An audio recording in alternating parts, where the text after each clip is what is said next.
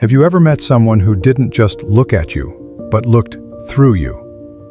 You are in a conversation, you are exchanging words, but then you lock eyes with them, and suddenly the words don't matter. You feel a sudden spike of voltage in your nervous system. You feel exposed. You feel a strange mixture of intimidation and attraction. You want to look away, but you also want to lean in. This is the power of the magnetic gaze. Most people walk through life with their eyes cast down or darting around the room. They are hiding. They are terrified that if they hold eye contact for too long, their social mask will slip and their true insecurities will be revealed.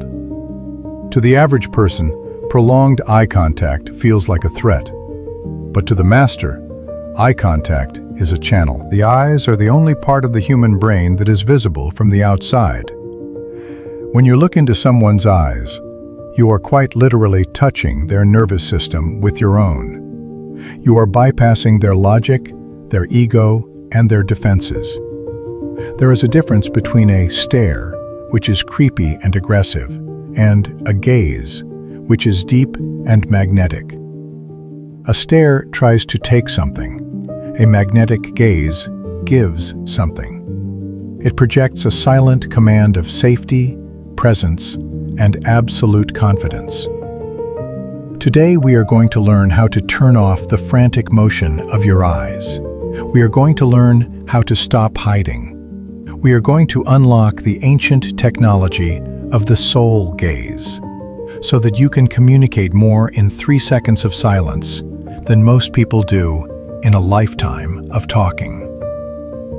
Chapter 1. The Windows Without Curtains. We have established that the introduction begins before a single word is spoken. It starts in the silence of presence. Now we must look closer at the primary instrument of this silent language. We turn our attention to the eyes. There is an old, weary cliché that calls the eyes the windows to the soul.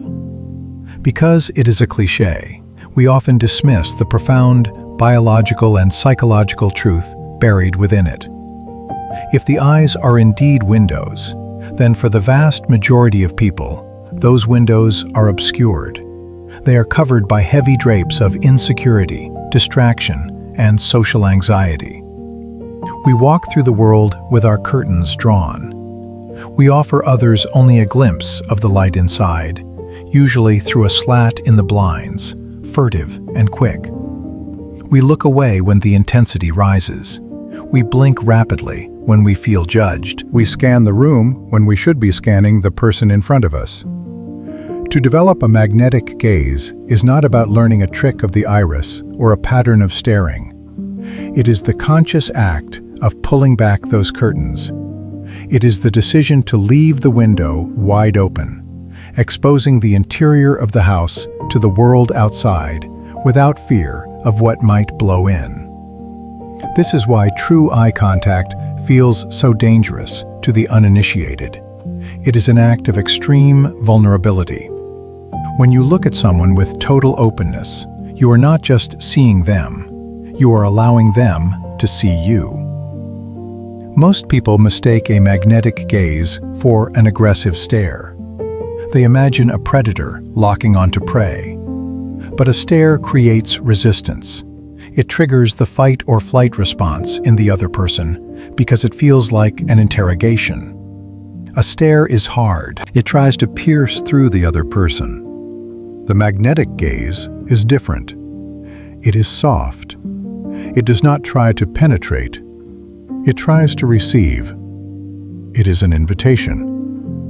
Imagine the difference between a spotlight and a lantern. A spotlight is harsh and blinding.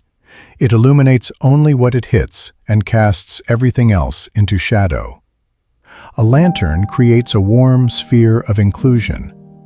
When you strip the curtains from your windows, your eyes become lanterns. You are signaling to the person across from you that you are present. You are signaling that you are not searching for an exit strategy or thinking about your next sentence. You are entirely here.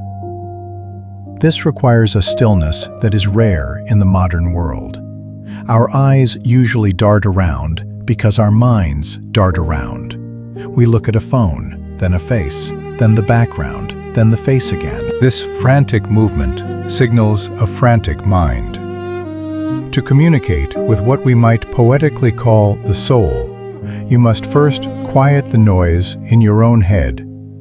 When your internal monologue slows down, your eye movements slow down. The tiny, twitchy micro-movements of the eye muscles cease. The gaze becomes liquid and steady. When you offer this kind of stillness to another human being, the effect is almost chemical. Psychological defenses drop. The person speaking to you will feel a sudden, inexplicable relief. They feel heard, even if you remain silent. In a world of fractured attention spans, your undivided focus feels like a gift. It validates their existence. It tells them that for this moment, they are the most important thing in your reality. However, this requires courage. The curtains are there for a reason. They protect us from rejection. To open them is to risk being seen as boring, or intense, or flawed. But magnetism is born from authenticity, not perfection. When you drop the pretense and look at someone with a soft, unwavering focus, you create a feedback loop of honesty. You will find that their eyes relax, their breathing deepens. The conversation moves from the superficial weather and politics to the deeper waters of hopes, fears, and ideas. This is the mechanics of the magnetic gaze. It is not about hypnotizing the other person. It is about grounding yourself so deeply that your stability becomes contagious. You become a mirror that is so clear, the other person sees themselves reflected in you with perfect clarity. Begin to notice when you close the curtains. Notice when you break eye contact because of a spike in nervousness. Notice when you look away to hide a thought. Catch yourself in these moments. Gently bring your attention back. Soften the muscles around your eyes. Breathe. Let the window stand open. It is in this exposed, curtainless state that true human connection occurs. It is here that the unspoken introduction deepens into a conversation of weight and substance.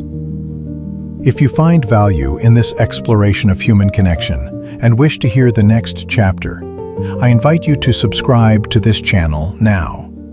By doing so, you ensure that the narrative continues uninterrupted. Chapter 2. The Weight of Presence. There is a distinct difference between a look that observes and a look that penetrates. We have all felt it. You are in a conversation and you realize the person across from you is merely scanning your face. They are looking at your eyes, but they are not seeing you. Their mind is elsewhere.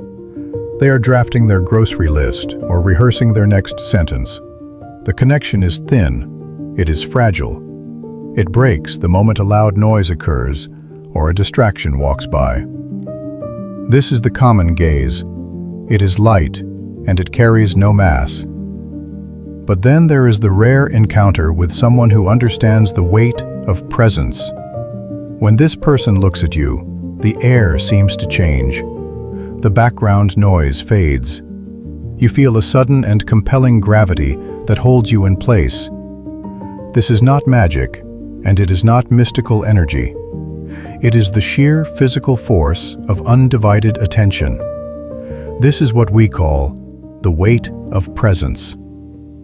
To understand how to project this magnetic weight, we must first understand what steals it away. A gaze becomes light and flighty when the mind behind it is scattered. If your internal world is chaotic, your eyes will dart around the room. You will blink excessively.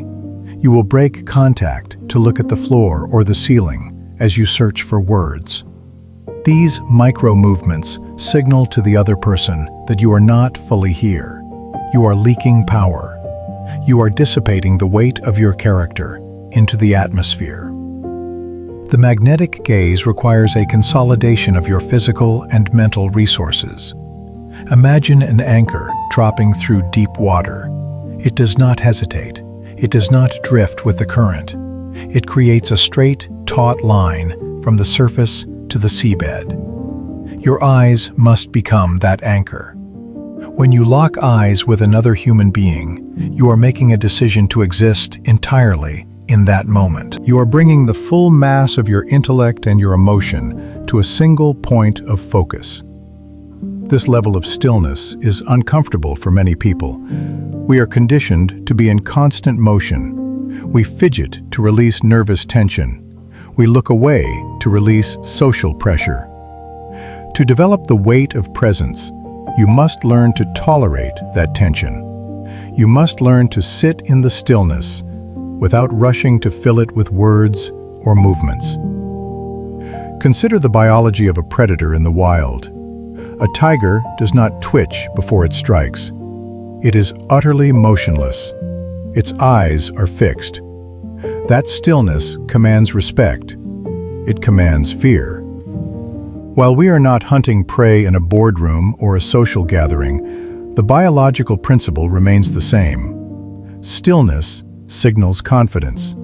It signals that you are not threatened by the environment. When you hold your gaze steady while your body remains relaxed, you subcommunicate a powerful message. You are telling the other person that you are grounded, you are solid. This solidity creates a psychological vacuum. Because most people are anxious and flighty, your stillness becomes a refuge. When you look at someone with this heavy, anchored presence, they subconsciously feel safe. They feel that you are a structure they can lean against. This is why the magnetic gaze is not just about dominance. It is about offering a container for communication. You are creating a space where the other person feels they are the most important thing in the world. Achieving this requires a conscious stripping away of distractions. You must discipline your mind to stop multitasking. When you are listening, you are only listening. You are watching the pupils of the other person. You are observing the cadence of their breath. You are not thinking about what you will say next. You are trusting that your brain will provide the words when the time comes. This trust allows your eyes to settle.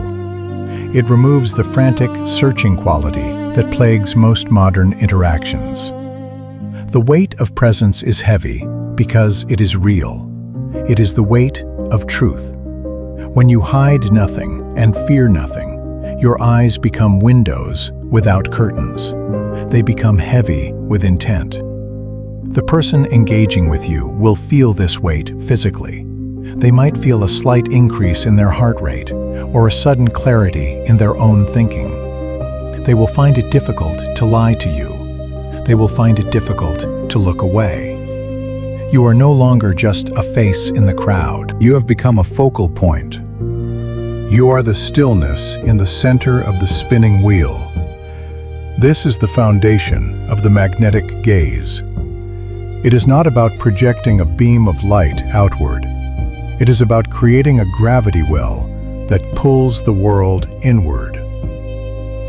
Once you have established this weight, you can begin to direct it. You can begin to use this connection to influence, to calm, or to lead.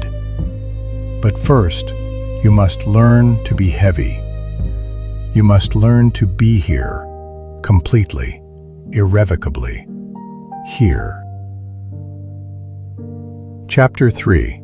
Softening the Edges. We have traveled through the concept of the unspoken introduction, and we have pulled back the curtains to reveal the person behind the eyes. We have even explored how to anchor ourselves with a heavy and undeniable presence. Yet there remains a critical distinction that separates the magnetic gaze from the aggressive stare. This distinction lies in the texture of your attention. This is the art of softening the edges. It is a common mistake to confuse intensity with tension. When we decide to hold eye contact, And when we commit to maintaining that connection, there is a physical instinct to brace ourselves. We treat the interaction like a contest of wills. We tighten the muscles around the eyes. We furrow the brow. The jaw sets into a rigid line. While this creates a strong look, it is not a magnetic one. It is the look of a predator scanning for weakness, or a sentry guarding a gate. It pushes people away because it signals a threat. It triggers a primal alarm in the observer that says they are being evaluated or hunted. To soften the edges is to maintain the unshakable weight of your presence, while simultaneously removing the tension from your face. It is a physiological contradiction that requires practice. You must hold your ground like a mountain, but remain as open as the sky. Begin by bringing your awareness to the orbicularis oculi. These are the ring-like muscles that surround the eye sockets. When we focus hard on an object or a threat, these muscles contract to narrow our vision. It is nature's way of sharpening our sight for survival. But in social connection, survival is not the goal. Understanding is the goal. When you consciously relax these muscles, the eyelids lower ever so slightly. The corners of the eyes lose their sharpness. The gaze transitions from a piercing laser to a warm embrace. This physical relaxation sends a powerful signal to your own nervous system. It tells your brain that you are safe and that there is no need to fight or flee. As your biology settles into this state of calm, the person looking back at you feels it immediately. This is the mechanism of mirror neurons at work. We are wired to replicate the internal states of those around us. If your eyes are hard and anxious, the person across from you will feel hard and anxious. If your eyes are soft and settled, they will feel a sudden permission to relax. There is a psychological component to this softening as well. A hard stare usually stems from judgment or analysis. When we look at someone with hard eyes, we are often busy categorizing them or thinking about what we want to say next. We are projecting our thoughts outward. Softening the edges requires a reversal of this flow. Instead of projecting, you must switch to receiving. Imagine that your eyes are not tools for grasping, but vessels for drinking in the scene before you. When you look at someone with the intent to simply receive their image and to witness their humanity without judgment, the eyes naturally soften. This is the difference between looking at someone and looking into someone. When the edges are soft, you are no longer demanding attention. You are inviting it. This type of eye contact creates a vacuum. It creates a safe space where the other person feels drawn in. They feel that they can step into your field of vision without being attacked or scrutinized. It allows them to drop their own mask because they see that you have already dropped yours. Consider the difference in how we look at a complex math problem versus how we look at a beautiful sunset. The math problem invites a narrow and tense scrutiny. The sunset invites a wide and passive awe. To master the magnetic gaze, you must learn to look at human beings with the same soft appreciation you would offer the sunset. You are witnessing them. You are allowing them to be. This does not mean your gaze becomes weak. On the contrary, it becomes far more resilient. A hard gaze is brittle. It shatters when challenged. A soft gaze is fluid.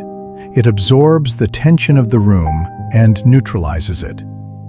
By relaxing the face and widening the field of perception, you demonstrate a confidence that does not need to posture. You show that you are comfortable enough to be open. As you practice this, remember that the eyes are the terminus of the brain. They express the state of the mind. You cannot fake a soft gaze while holding a rigid mind. You must genuinely cultivate a sense of curiosity and acceptance. When you look at another person, release the need to dominate the interaction.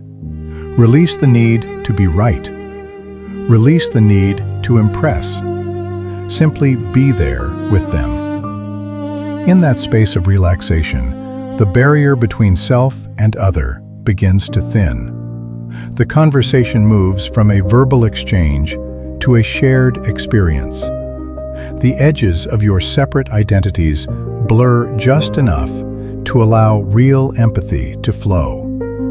This is the power of the soft gaze. It is the silent signal that the war is over and that connection can begin. Chapter 4: The Silent Dialogue. Once the physical tension has evaporated and the muscles around the eyes have softened into a state of relaxed alertness, we encounter the true substance of the interaction. We enter the realm of the silent dialogue. This is the moment where the act of looking transforms into the art of seeing. It is a transition from passive observation to active communication. Most human communication relies heavily on language. We curate our words. We edit our sentences before they leave our mouths. We use tone and volume to mask our insecurities or to project a persona that we wish to embody. Language is a tool of construction and often a tool of deception. But the eyes possess a raw honesty that words can rarely achieve. They are the only part of the central nervous system directly visible to another human being. When you lock eyes with someone, you are not merely looking at biological tissue. You are observing the immediate activity of their mind. This segment of the practice is called the silent dialogue because it functions exactly like a conversation, but at a speed that language cannot match. When you engage in this level of eye contact, you initiate a feedback loop. You look at them, they look at you. You realize they are looking at you. They realize you are aware of their gaze. This loop creates a sudden and intense psychological pressure. This is the friction that makes most people look away. It is not just social awkwardness. It is the fear of being fully perceived. To master the magnetic gaze, you must learn to exist comfortably within this pressure. You must learn to inhabit the silence without rushing to fill it with chatter or nervous laughter. The silent dialogue requires you to hold your ground psychologically. You are broadcasting a signal of safety and confidence. You are telling the other person that you are here. You are present. You are not hiding. Consider the dynamics of a typical conversation. Usually, one person speaks, while the other waits for their turn to speak. The listener is often distracted or formulating a response. The connection is fragmented. In the silent dialogue, the connection is continuous. You are listening with your eyes. You are observing the dilation of their pupils, which signals interest or arousal. You are noticing the micro-expressions that flicker across their face, indicating joy or skepticism or hesitation. By maintaining this soft yet penetrating contact, you force the interaction into the present moment.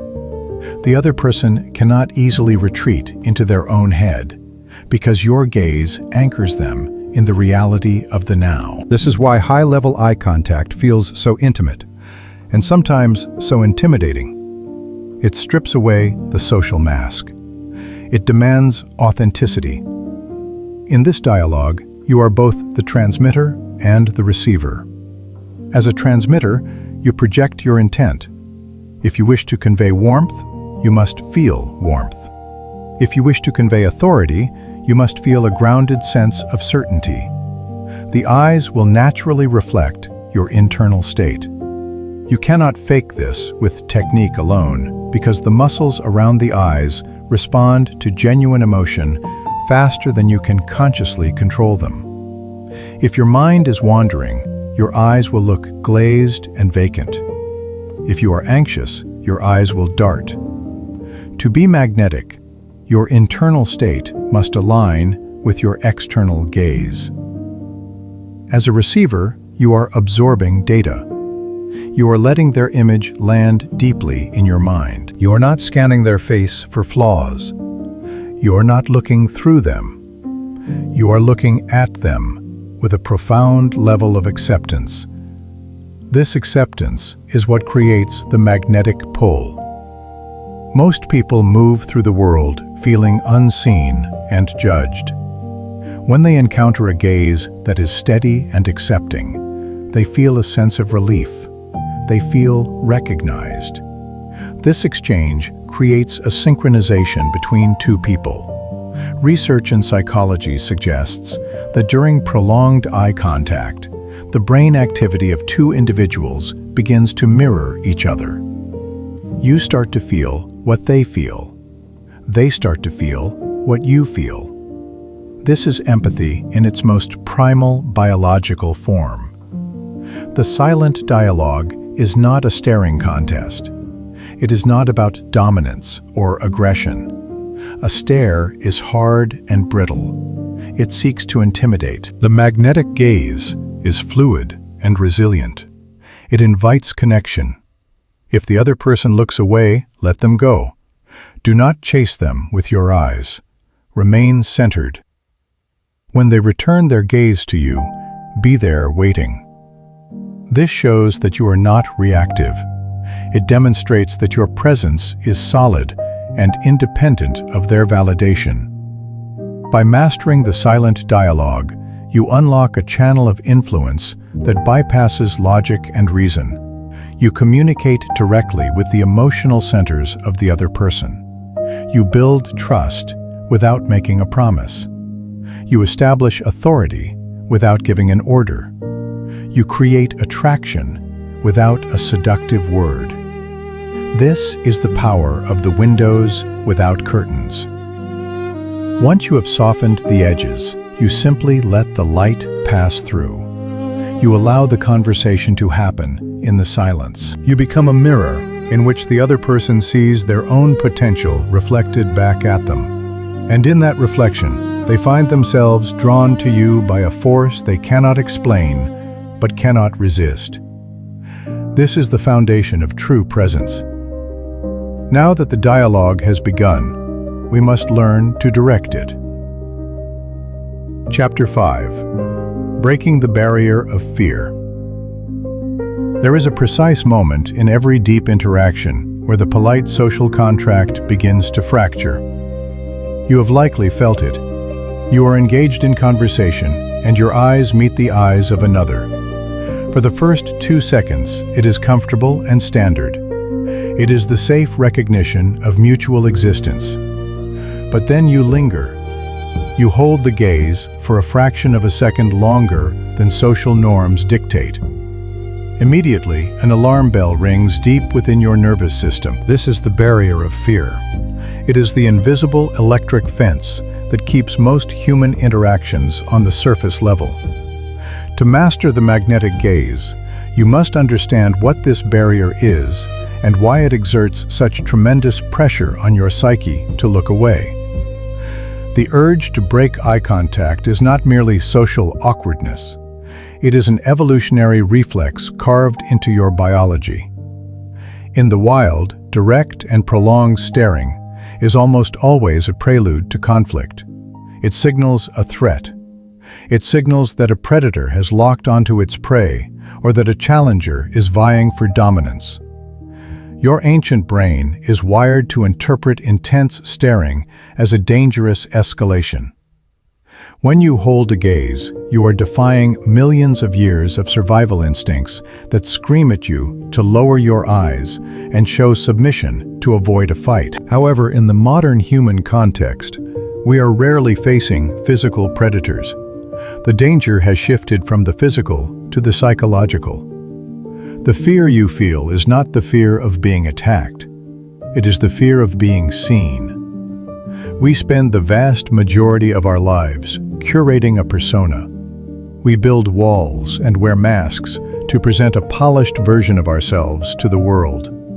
We carefully edit our words and monitor our body language to ensure we are perceived in a specific way. But the eyes do not know how to lie. The eyes are the only part of the central nervous system that is directly visible to the outside world. When you allow someone to look into your eyes without flinching and without looking away, you are opening the gates to your unfiltered self. This is terrifying for the ego. The ego thrives on control, and eye contact relinquishes that control. It invites judgment. It invites rejection. It invites a level of intimacy that feels unsafe because it cannot be scripted. When you feel that rising heat in your chest and the desperate urge to look at the floor or check your phone, that is your ego trying to protect its carefully constructed image. Breaking this barrier requires a conscious override of your impulses. You must realize that the tension you feel is not actually dangerous. It is simply energy. It is the friction caused by two human beings dropping their defenses simultaneously. The mistake most people make when trying to overcome this fear is that they harden their gaze. They try to fight the fear with aggression. They stare with intensity, trying to prove they are not afraid. But this only creates more tension. It triggers the fight or flight response in the other person, and the interaction becomes a battle of wills. True magnetism comes from relaxation, not rigidity. To break the barrier of fear, you do not push against it. You soften into it. When you feel the urge to look away, acknowledge it. Feel the adrenaline spike. Feel the vulnerability. And then simply choose to stay. Keep your eyes anchored. Relax the muscles in your face. Breathe deeply into your stomach. By maintaining a state of physical calm while holding the gaze, you send a powerful signal to both your own brain and the brain of the person across from you. You are signaling safety. You are demonstrating that you are comfortable with being seen and that you have nothing to hide. This is the essence of confidence. Confidence is not the absence of fear. It is the ability to endure the discomfort of vulnerability without flinching. As you practice staying in this pocket of tension, something remarkable happens. The fear dissolves. The alarm bells silence themselves because your brain realizes there is no threat. The awkwardness transforms into a profound sense of connection. The person across from you stops feeling scrutinized and starts feeling understood. They sense that you are present with them in a way that very few people are. Most people live their entire lives skimming the surface of interaction. They look, but they do not see. They listen, but they do not hear. By breaking the barrier of fear, you step out of the shallows and into the deep water. You become a rare individual who possesses the courage to withstand the intensity of true connection. This is where the magnetic gaze is forged. It is not a technique or a trick. It is the byproduct of a brave refusal to hide. Once you cross this threshold, you will find that the eyes are no longer a source of anxiety. They become the primary instrument of your power. Chapter 6. The Mirror of Empathy. You have successfully navigated the initial discomfort of silence, and you have learned to hold your ground without aggression. You have stripped away the fear that makes you look away. Now we arrive at the profound utility of the magnetic gaze. This is not a technique for dominance or intimidation. It is a mechanism for connection. We call this segment the Mirror of Empathy. To understand the power of this gaze, you must first understand the isolation of the modern human experience. We live in an era of constant communication, but rare connection. We are surrounded by screens and digital text, where emotion is reduced to a symbol. In this landscape, true attention is the rarest currency. When you look at someone with the intent to truly see them, you are not just performing a physical action. You are offering them a psychological sanctuary. The eyes are often described as the window to the soul, but it is more accurate to say they are the window to the nervous system.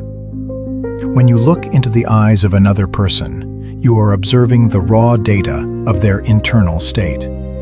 You see the dilation of the pupil, which signals interest or fear. You see the tension in the eyelids, which signals stress. You see the frequency of the blink, which signals processing speed. Most people miss these signals because they are too busy projecting their own thoughts. They are thinking about what they will say next, or worrying about how they look. They are broadcasting when they should be receiving. The mirror of empathy requires you to stop broadcasting. You must become a still surface of water. You must clear your mind of your own internal chatter and allow the other person's reality to imprint itself upon you. This is the essence of empathy. It is not an intellectual understanding of their situation. It is a visceral sharing of their emotional state. Biology has equipped us for this exact exchange. We possess neural pathways designed to replicate the emotions we observe in others. When you see someone wince in pain, your own body tenses. When you see someone weep, your own throat tightens. This resonance happens automatically, but only if you are paying attention. By locking eyes and maintaining a soft and receptive focus, you amplify this biological signal.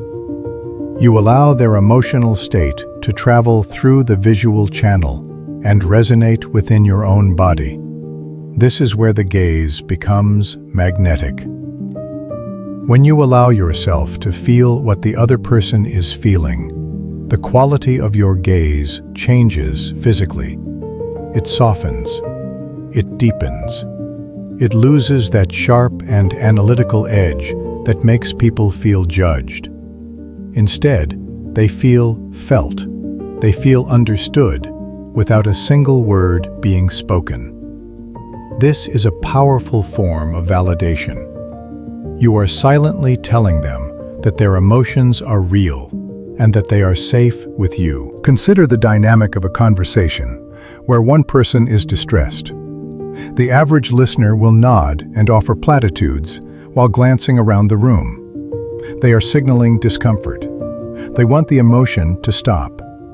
But the master of the magnetic gaze does not flinch. You hold the eye contact. You do not look away from their pain or their joy.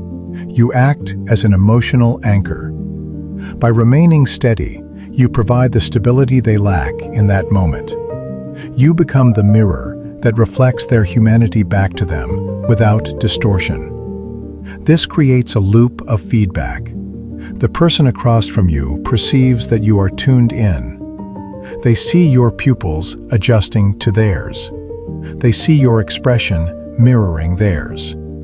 This triggers a release of bonding chemicals in their brain. Oxytocin and dopamine begin to flow. They lower their defenses. The wall between stranger and friend begins to crumble. They may not understand why they trust you so quickly, but they will feel compelled to stay in your presence. It is important to distinguish this from staring. A stare is static and dead. It is an object looking at an object. The mirror of empathy is dynamic and alive. Your eyes are engaged. There is micro-movement.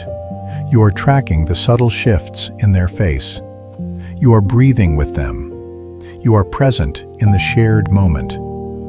There is a seduction in this level of understanding. It is not necessarily sexual, though it can be. It is the seduction of being known. Most people go through their days wearing a mask. They hide their insecurities and their true desires. When you look at them with the mirror of empathy, you are looking past the mask. You are signaling that you accept what is underneath. This is intoxicating to the human psyche. We all secretly yearn for someone who can look at us and accept the messy reality of who we are. However, you must maintain your own center. To be a mirror, You must be solid.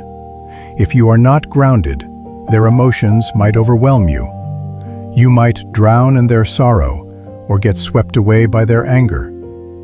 The discipline of the magnetic gaze is to feel the emotion without becoming the emotion. You acknowledge it, you reflect it, but you remain the observer. You are the canvas, but you are not the paint. As you practice this, you will notice that words become secondary. You can have entire conversations with a look. You can convey reassurance across a crowded room. You can de-escalate a conflict by simply refusing to break the connection and refusing to reflect aggression. When you offer empathy instead of fear, the aggressor often runs out of fuel. They expect resistance, and you give them presence. This is the unspoken dialogue of the magnetic gaze. It transforms you from a passive observer into an active participant in the emotional reality of those around you. You are no longer just watching the world. You are connecting the circuitry of human experience. You are bridging the gap between two minds.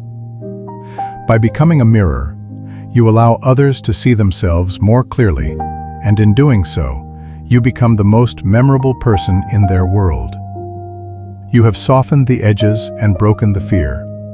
Now you are communicating with the raw current of human life. Chapter 7. The Architecture of Confidence. We have traveled through the softness of empathy and the vulnerability of fear. Now we arrive at the structural core of the magnetic gaze. This is the architecture of confidence. To understand why certain eyes hold our attention while others slip away, we must look at what lies beneath the surface. Confidence in this context is not about bravado or the volume of your voice. It is about the structural integrity of your presence. Imagine a lighthouse standing on a rocky shore. The light it casts is powerful, but the light is only effective because of the stone tower that holds it steady against the wind. The gaze is the light, but confidence is the tower. Without that solid foundation, the beam scatters erratically. It flickers. It fails to guide anyone. When we speak of the magnetic gaze, we are speaking of a light that does not waver because the structure beneath it is sound. The architecture we speak of is internal. It is the skeletal structure of your self-esteem. When you lock eyes with another person, you are essentially inviting them into your mental home. If the floorboards are rotting and the walls are shaking, you will instinctively block the door. You will look away. You will blink rapidly. You will shield your inner world because you do not trust it to hold the weight of another person's attention. This is why the elusive quality of charisma is so often linked to self-acceptance. You cannot hold a strong gaze if you are terrified of what the other person might see. True confidence changes the dynamic of the gaze from taking to giving. This is a critical distinction. An insecure gaze seeks validation. It scans the other person's face, asking silent questions. Do you like me? Am I doing this right? Is this safe? This frantic searching creates a nervous energy that pushes people away. It feels demanding. It feels like a vacuum trying to suck reassurance out of the room. The confident gaze does not ask. It rests. It is a transmission of stability. When you build the architecture of confidence, you are no longer looking at someone to extract their approval. You are looking at them to witness their humanity. This shift is subtle, but it changes everything. It creates a vacuum of a different kind. It creates a space where the other person feels free to just be. Let us look at the physical manifestation of this architecture. The eyes are the only part of the brain that is visible from the outside. They betray our neurological state instantly. When the architecture is shaky, the nervous system is in a state of low-level fight or flight. The eyes dart. The pupils may dilate or constrict rapidly as they calculate threats. The muscles surrounding the orbit twitch with microaggressions or anxiety.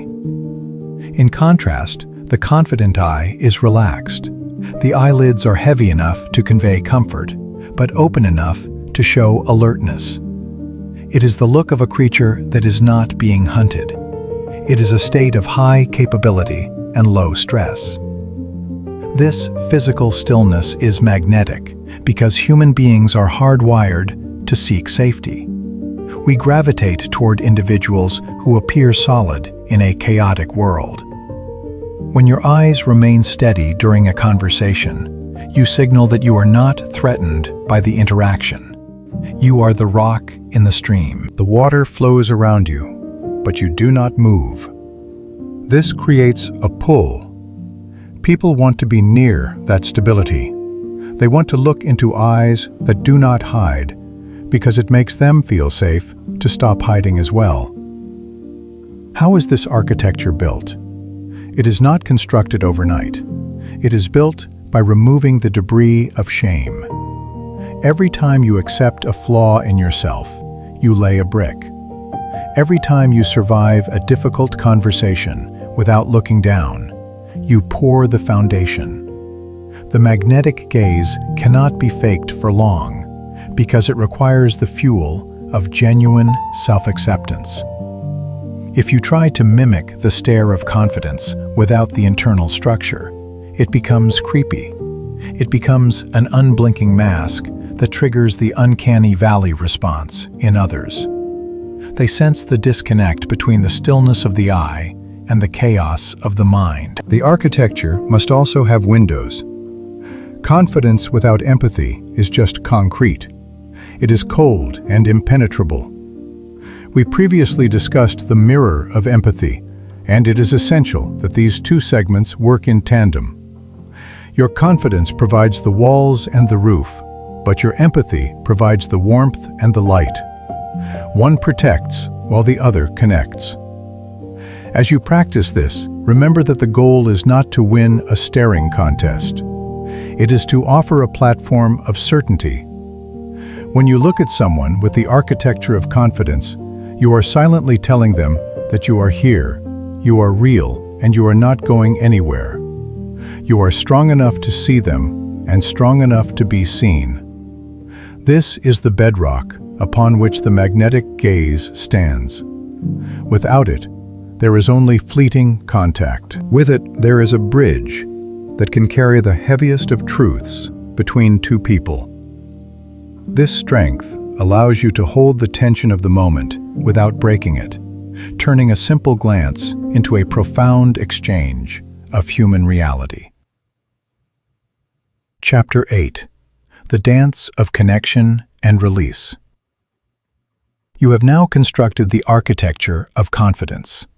You have learned to soften the muscles around your eyes, and you have stripped away the fear that makes us look down when we should be looking up. The foundation is solid, but a foundation alone is not a home, and a fixed stare is not a magnetic gaze. If you stand perfectly still like a statue, you might command respect for a moment, but eventually you become part of the scenery.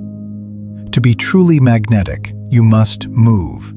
You must learn the subtle art of engagement and withdrawal. This brings us to the most dynamic aspect of nonverbal communication. We call this the dance of connection and release.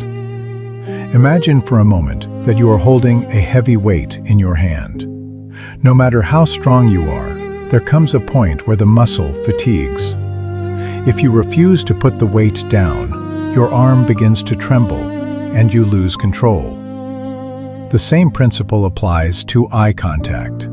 The energy generated between two pairs of eyes creates a psychological weight. It creates tension. This tension is necessary because it builds interest and chemistry, but it cannot be sustained indefinitely.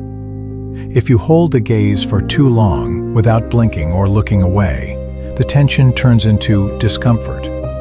The interaction shifts from an inviting connection to an aggressive interrogation. The secret to maintaining the magnetic quality of your gaze lies in knowing exactly when to break that tension and how to rebuild it. This is the rhythm of human interaction. It is a tide that flows in and out. When you lock eyes with someone, you are pouring energy into the connection. You are signaling that you are present and listening and attentive. You are creating a high point in the interaction. But just like a musical note that is held too long, the intensity can become monotonous or overwhelming. You must learn to release the pressure before it breaks the rapport. This is where the novice often fails. They believe that looking away signals weakness. They force themselves to stare until their eyes water. This is a mistake. Breaking eye contact is not a failure of confidence. It is a necessary reset. It allows the other person to breathe. It allows the psychological weight to dissipate so that it can be built up again.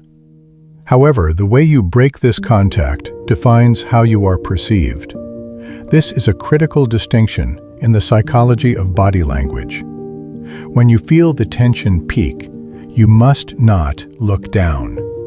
Looking down is a universal signal of submission. It implies shame or uncertainty or a desire to hide.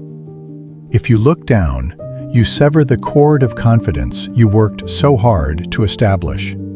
Instead, you must look to the side or look up. When you look to the side, it suggests you are contemplating what is being said. It signals that you are processing information. You remain on the same level as the person across from you. You are still engaged in the dance, but you have stepped back to give the partner room. When you look up, it suggests you are accessing a visual memory or a higher thought. Both of these directions maintain your status. They tell the other person that you are still with them, but you are comfortable enough to detach for a split second. Then comes the most powerful part of the dance, the return. After you have looked away and released the tension, you bring your eyes back to theirs. This moment of re-engagement is often more potent than the initial contact. It sends a subconscious message that you have chosen to return. It validates the other person. It says, "I have thought about what you said, and I am back with you now."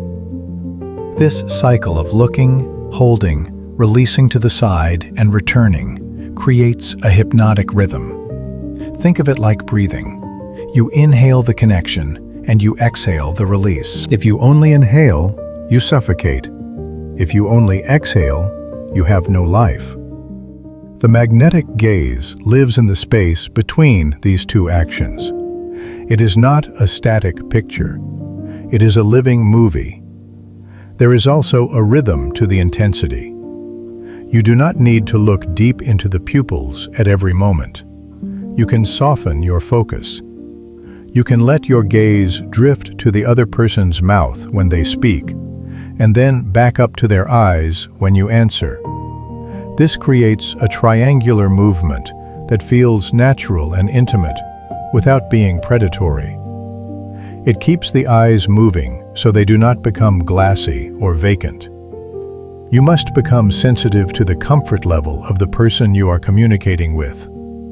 If you see them shifting in their seat or looking away frequently, it means the tension is too high. You are leading the dance too aggressively. In that moment, you must offer them the release. You look away first. You relieve the pressure. By doing so, you show high social intelligence. You show that you are in control of the interaction, not because you are forcing it, but because you understand its flow. This dynamic movement prevents the gaze from becoming a contest of dominance. When you master the dance of connection and release, you are no longer just looking at someone. You are communicating with them on a frequency that sits below the level of language. You are telling them that you are confident enough to hold their gaze and secure enough to let it go. This creates a feeling of safety and excitement simultaneously. As you practice this, notice the timing. Notice how a 3-second hold feels different from a 5-second hold. Notice how the conversation stalls if you stare too hard, and how it flows when you allow your eyes to wander with purpose. The goal is not to win a staring contest. The goal is to create a rhythm that the other person falls into naturally. When you combine this movement with the inner softening we discussed earlier, you achieve a paradoxical state. You are intense, yet relaxed. You are focused, yet fluid. You are the anchor in the room, but you move with the water. This is the essence of the magnetic gaze. It is not a weapon you point at someone. It is a warm light that you shine upon them. And just like a lighthouse, the beam must sweep across the water to guide the ships home. It does not freeze the ocean. It illuminates the path. In the final section of our journey, we will synthesize all these elements. We will look at how to maintain this power in the face of challenges and how to make this magnetic quality a permanent part of your character. But for now, practice the dance. Connect, release, and return. Chapter 9. The Imprint of Memory. There is a silence that settles after two people part ways. It is a specific kind of quiet. You have finished the conversation. You have stepped out of the room. The physical interaction is complete. Yet there is a lingering sensation that refuses to fade. This is the imprint of memory. It is the residue of presence that you leave behind in the mind of another person. Most people operate under the assumption that memory is a precise record of events. They believe the human brain is a filing cabinet where we store transcripts of what was said and detailed lists of what was done. But human memory is far more selective and far more emotional than a simple archive. We do not remember days, we remember moments. And the moments that stick are the ones that carry the most emotional weight. When you master the magnetic gaze, you are doing much more than holding attention in the present second. You are ensuring that you remain in the mind of the other person long after you have left their sight. Think back to a time in your own life when someone looked at you with total and absolute focus. You likely cannot recall the color of their shirt or the exact time of day. You might not even remember the specific words they used or the topic of discussion, but you remember the eyes. You remember how it felt to be the sole object of their attention. You remember the weight of their regard. This phenomenon occurs because high-intensity eye contact triggers a spike in arousal within the nervous system. It signals to the brain that this incoming information is critical. It marks the event as significant. When you look at someone with the soft yet piercing gaze we have discussed in previous chapters, you are essentially highlighting that moment in their mental timeline. You are using a bright neon marker on the pages of their memory. You are telling their psychology that this interaction is worth saving. The imprint creates a psychological afterimage. It is similar to what happens when you stare at a bright window and then close your eyes. The shape of the light remains visible against the darkness of your eyelids long after the source is gone. A powerful interaction leaves an emotional afterimage. The person walks away from you, but the feeling of your presence stays with them. They might find themselves thinking about the conversation hours later without knowing why. It is not because of your clever arguments or your witty jokes. It is because the connection bypassed their logical filters and stamped itself onto their emotional core. There is a profound responsibility in this power. If you gaze with aggression or judgment, the imprint you leave is a scar. It becomes a memory of discomfort or intimidation. That is the legacy of the bully or the insecure ego trying to dominate a room. But when you gaze with the empathy and confidence we have explored, the imprint is one of validation. Consider the human need for recognition.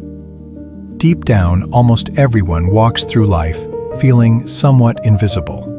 We pass thousands of strangers. We engage in superficial transactions. We are seen as obstacles in traffic or figures in a crowd. Then you come along. You stop. You look. You truly see them. For that brief window of time, they are not invisible. They are recognized. They exist fully in your perception. That feeling is addictive. It is warm and it is rare. When you provide that level of recognition, you become unforgettable. The imprint you leave is one of warmth and safety. Later, when that person recalls your name, their body will subconsciously recreate the feeling of safety and importance they felt under your gaze. You have anchored your identity to a positive physiological response in their body. This is how genuine influence is built over time. It is not about manipulation or psychological tricks. It is about consistent and high-quality presence. Every time you engage with the magnetic gaze, you are reinforcing that imprint. You are deepening the groove in their memory. Eventually, you become a figure of authority and trust simply because you are the one who has the courage to look without looking away. It is important to understand the difference between being watched and being seen. Being watched creates anxiety. It triggers the instinct to flee. Being seen creates relief. It triggers the instinct to connect. Your goal is always the latter. You are not a predator scanning for weakness. You are a calm observer acknowledging strength. The memory you leave must be one of stability. As we move toward the final integration of these skills, understand that you are an architect of memory. You are building the version of yourself that lives in the minds of others. Do not leave it to chance. Do not let your eyes dart away in nervousness, leaving an impression of anxiety. Do not stare blankly, leaving an impression of disinterest. Cast your gaze with intention. Imprint the memory of a person who is grounded and calm and utterly present. This is the final frontier of the magnetic gaze. It is the ability to transcend time and space. It is the ability to remain present with someone, even when you are miles away, because you left a piece of your energy behind in the vault of their mind. You have communicated not just with words, but with the silent and enduring language of sight. The lamp within the clay. You have journeyed through the architecture of confidence and the softening of edges to arrive at this final truth. Think of your presence as a lamp enclosed within clay. The clay represents your physical form and the biological machinery of sight. It is the vessel of bone and muscle that anchors you to the earth. The lamp is your conscious attention. It is the raw electricity of your focus. Without that internal spark, the eyes are merely organs that process light. But when you fill your gaze with genuine intent, you animate the clay. This requires no magic and no secret rituals. It is the grounded practice of inhabiting your own body fully. You are simply choosing to be here rather than anywhere else. As you return to the world, do not force your gaze upon others. Instead, simply let your attention rest upon them with weight and warmth. You are a physical being, connecting with another physical being. That simple reality is enough to transform a fleeting glance into a moment of profound recognition.